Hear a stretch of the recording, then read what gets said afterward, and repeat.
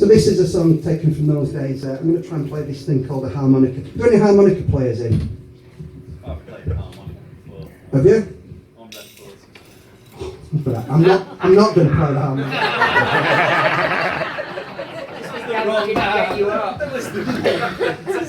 You've got to play guitar on any records as well, haven't you? Because I'm going bloody Acapulco with this next one. Are you any good? I'm shutting up. No, I can play it if you want.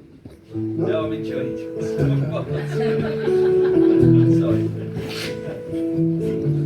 Tell you what, if he starts crying in the middle of this, you know, it's like...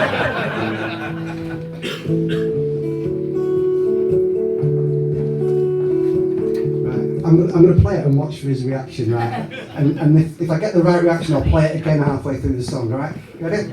Oh.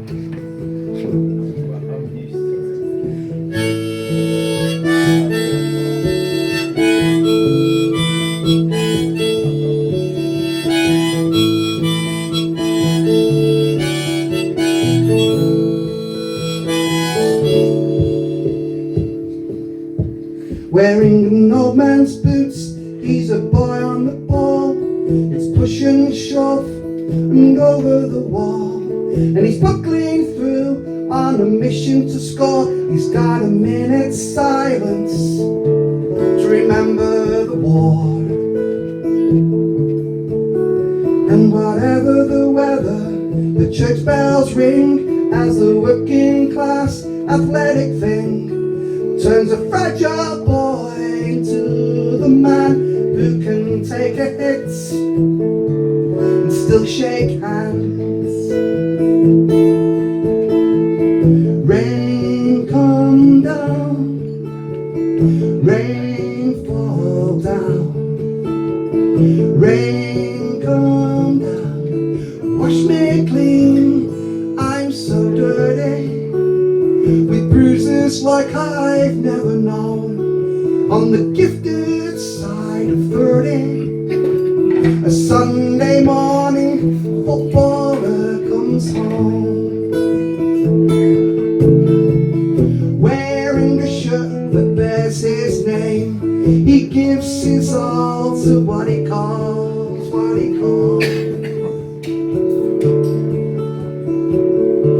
the beautiful game.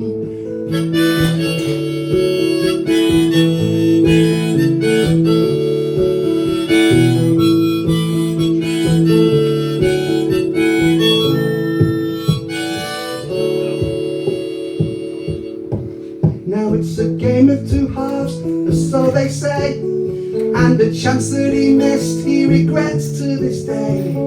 Buckling through, was just about to shoot when he turned to find a boy stepping into his boots. Rain come down, rain fall down, rain come down, wash me clean, I'm so dirty, with bruises like I've never known, on the legend side of 30. A Sunday morning, footballer comes home, still wearing a shirt that bears his name. He's given his all to what he calls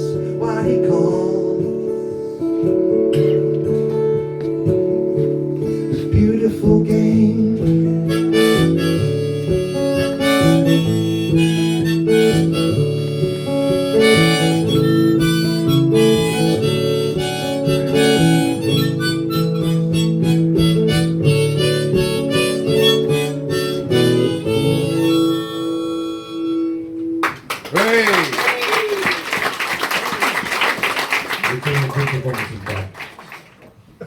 I thought that they had gone for good. A bloody tragic loss. But then I got a flyer at a Pukes gig in New Cross. A solid wall of armpit stench encased in rotting leather.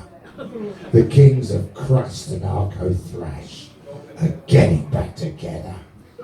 The flyers here. Wow, what a lineup. Take a look at this. There's dog shit sandwich playing first. The Bugs, then Seats of Piss.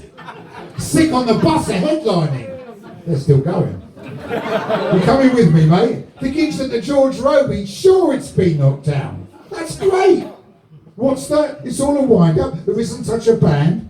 Your memory's not what it was. Of course I understand. We saw them. Broken Toilets, Slough, way back in 81 with Rudimentary Peni. A classic gig, my son. It's there we heard the Bugs first play their great Anarcho song. Yeah, Smash the System. Fucking ace. Of course they spelt it wrong. I just had a memory, just in the middle of nowhere. Now Darren might remember this. Oddies. Anyone go to Oddies in Oldham? Yeah. In about 1981, 82. Honestly, I've never seen a system more totally demolished. I tried to have a shit in Oddies in Oldham, and it had been turned into a hole in the floor. It wasn't just the seat, the entire thing had gone. It was like, it had been moved out of the cubicle and gone somewhere else. I mean, anyway. I digress. It was so Smash the System, fucking ace. Of course they spelled it wrong. It was a pun, real clever stuff. The Broken Toilet, see? They named the song after the pub. Don't look like that at me.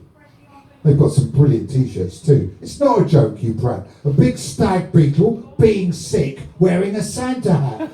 One last chance in the Robey, mate. It's going to be sublime. It's not until April the 1st, so we've got loads of time. Cheers. Hey. Punk rock reminiscence. Can't we do talk about that? And they call it puppy love.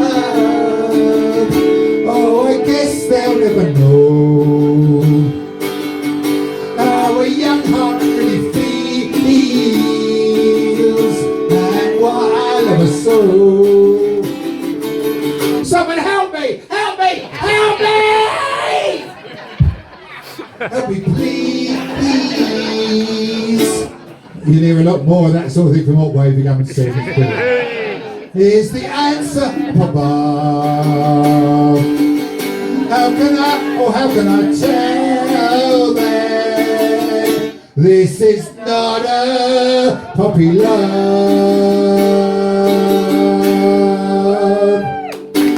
Cheers. Right now I'm going to do a song about my favourite ever book. My favourite ever book is The Ragged Trouser Philanthropist by Robert Tress. Some people have read that. If you haven't, you should. It's basically, it's an allegory for our times. All these people that have been conned by the right-wing press and by their friends and social media into thinking that the real enemy are, foreigners or whatever. The real enemy are the bosses and the scum that are destroying this country and making themselves rich on the proceeds. And but this song I wrote, inspired by something that some people will remember, most people probably won't. In 2008, the bankers were destroying the economy. Obviously, the bankers' press, i.e.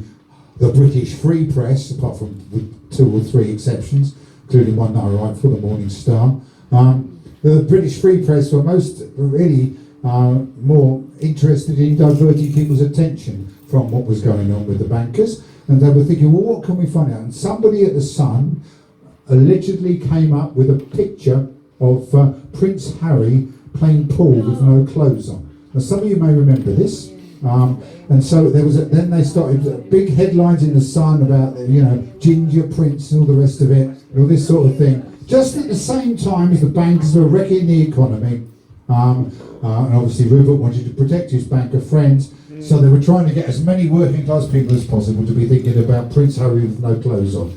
So this is written from the perspective of somebody who was thinking that at the time and really didn't care about anything else, who really thought the reason he didn't have a job was because of immigrants.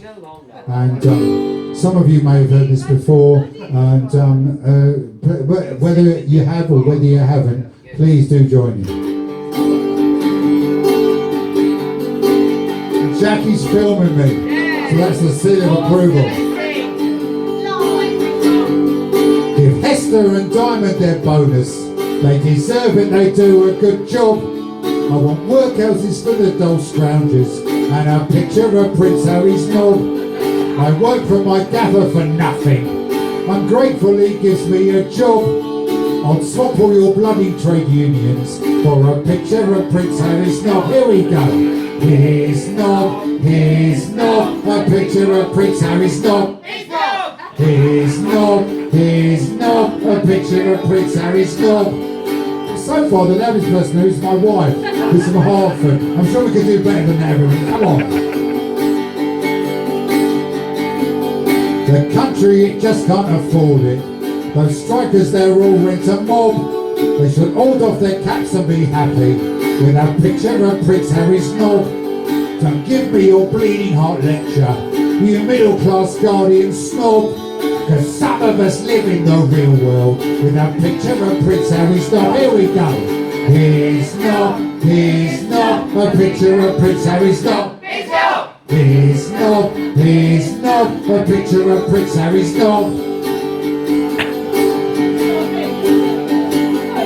You lefties and loonies and liberals, it's time you shut your bloody gob. Cause all that the likes of me ask for is a picture of Prince Harry's knob.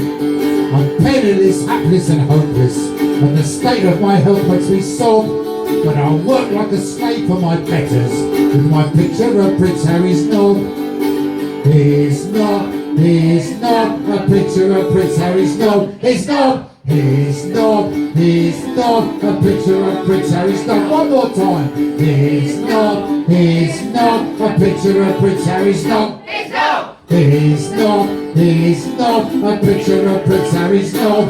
Yes, I'll read the Sun and I'll believe it with my picture of Prince Harry's knob. Cheers! A copy of my first album turned up in the charity shop, and he thought rather than put it on the shelf so that kind of a lot of people who have absolutely no idea what the fuck it is go, what the fuck's that, and go somewhere else, he thought it might be a really good idea to bring it along tonight and for it to go to a good home via an auction in aid of St Luke's Hospice. Now I'm sure I probably don't need to explain to you around here what St Luke's Hospice is, so I won't explain it because that will be patronising. So to cut a long story short, if anyone would like a copy of my first album signed by me, it is really rare. For those people in the niche that I occupy, it is virtually unattainable. There are people in places like Germany, Finland, and Australia who would pay a lot of money for this. Now that means nothing in Northwich, obviously. So you have two reasons. A, you can like it's me when I first started, and I'm quite proud of it still. It's obviously I write about what's happening. So I was writing about, at this point, I was writing about what's happening in 1982. So I suppose I better do one of the poems just to advertise it. We're going to do this poem. So this poem is, I've done this for years, and it's dedicated to an old mate of mine who's no longer with us, who I shared a bed with in Henley-on-Thames in 1982. When I first started out, I was a ranting poet, part of the ranting poetry scene. We were named after the Ranters of 1649. I'm going to go on about that a little bit in a minute.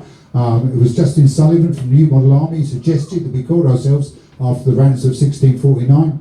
We, the ranting poets, from myself, the great Seething Wells, no longer with us, from Bradford, Jules Denby from Bradford, Benjamin Zephaniah, now a national treasure, I'm sure many of you have heard of him, Little Brother, fine poet, Little Dave, there were many of us, Swift Nick, Ginger John, there were loads of us. Anyway, so we were the ranting poets, and we started off doing gigs in 1982, and I did a gig with Seething Wells in Henley, and afterwards a long-standing friend of mine now, Gerda Barraclough, who was putting this up, said, well, sorry, we only got a double bed for you, so I had to share a bed with Seething Wells, and this is called The Night I Slept with Seething Wells.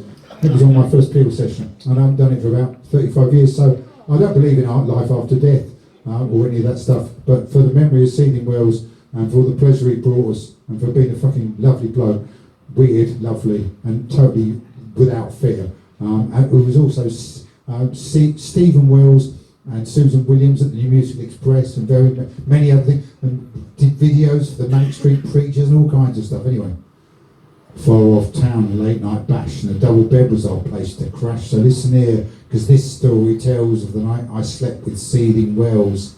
I didn't mind, or so I said, But I wish I'd had the floor instead, because you never imagine 1,000 hells of a night in bed with ceiling wells. When he got undressed, I had to retreat from his shaven head and his mouldy feet, the feet that launched 1,000 smells in that fragrant night with seething wells. So I kept right close to the edge of the bed and I pulled the blankets over my head. But eerie snores and stifled yells soon woke me, thanks to seething wells, and turning, I came face to face with a massive boil in a private place. And a couple of hairy bagatelles made me run like hell from seething wells. And I vowed right then that if need be, I'd spend the night in a cemetery, or sleep with dogs, or dead gazelles. But never again with seething wells. A poignant line. So, rounding at the nation by Attila The Stockbroker. In age of St Luke's Hospice, I've never done this before, especially in the middle of a gig. I'm going to be an auctioneer. Can I start at a tenner? Yeah. Tenner? 30 quid. 30 quid? More than 30? 40. 40? More than 40? 50? More than 50? Bloody hell, we're going somewhere now. I think, well, I'm not going to go on this for ages. I'm legendary for my Eastworthy insurance, for my raffle techniques. So 50 quid is going once, going twice, going headbutt to the comrade in the corner. 50 quid to St Luke's Hospice. And well done to Simon Aldridge for bringing it along. And I hope it's in good condition. And so, having done well, that's great. And we'll do 2 more.